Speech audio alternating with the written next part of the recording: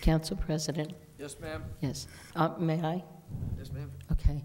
That was some of the verbiage that we had requested at one of our prior meetings before it was tabled, and it was never inserted. We were told, I have it in the minutes of May 14th, that, let's see, definitely have it in these minutes. I don't need it. I just wondered if it. But it's not in here. It's not in here. Nothing was changed. Not Well, it's not. It's in here. I see that as an omission. Because even now, when it can be officers or employees, I don't think any of our directors could be on this if it required residency, because none of them live in Edison. So I think that's a point that should be considered.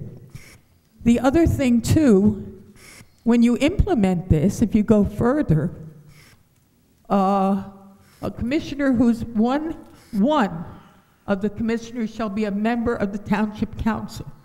And that commissioner who's a member shall serve for a term of 1 year. So I would suggest oh goodness gracious, if this doesn't go through, 4-3, that you make the council representative a 1-year term. Okay, because somebody's going to be chosen for a 1-year term. And if you're going to choose a councilman for a 1-man term, that should be written in. And you should put that up above with an exception to that staggering.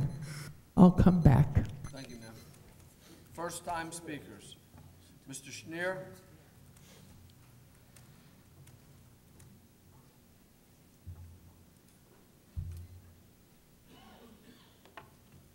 Walt, Shneer, Edison.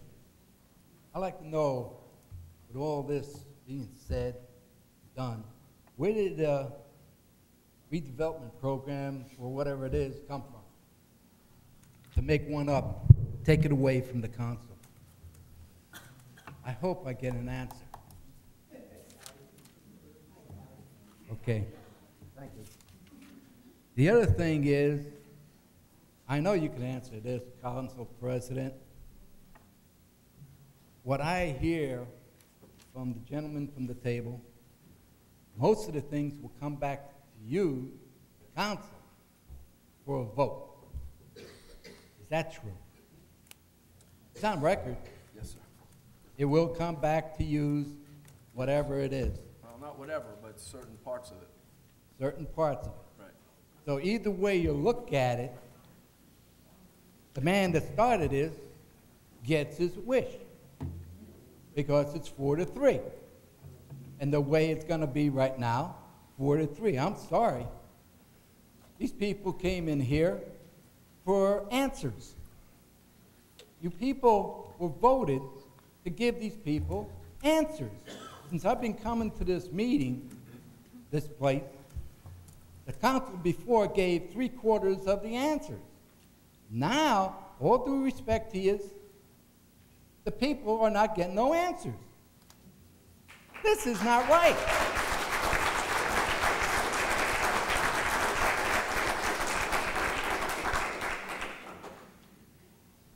If I'm not mistaken, it said somewhere, and I don't want to speak out of turn or whatever you're going to make out of this, for the people and by the people. This is for the people. But this council, the way it's made up, you guys are up there smart enough for what I'm talking about. Let's take the gloves off. It ain't for the people. Ever since the last election, it ain't going towards the people anymore. It's going away from the people.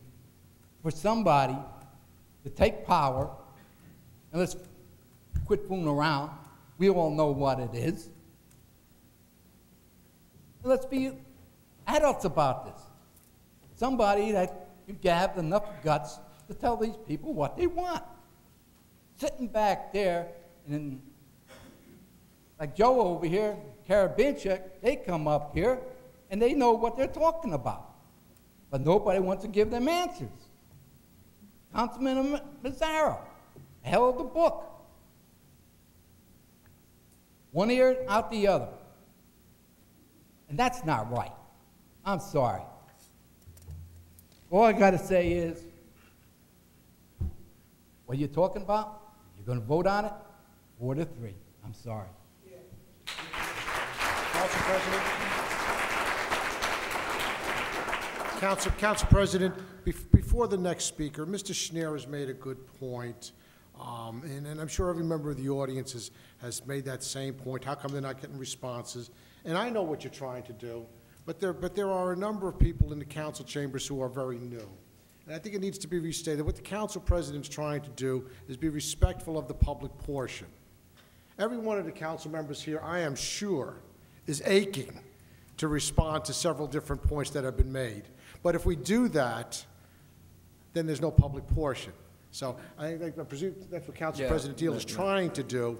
Don't mistake the silence for not wanting to speak. You almost need a gag when it gets to me trying to hold me back from opening my mouth. But that's the same way with each one of the members of the council. So Council President's trying to be respectful of the public portion.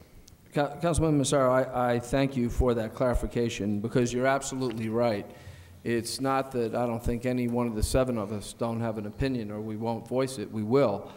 But if we agree or disagree or comment on particular speakers who speak, it changes the dynamic of the conversation and the part of the public portion. This is the public portion. You can come up and say, as long as you're not rude or disrespectful, you can pretty much say anything you want about redevelopment, the redevelopment agency, anything, and you've heard it, we're hearing it.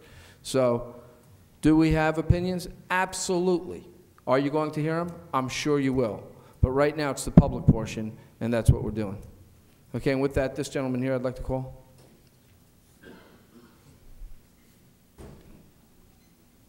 Good evening.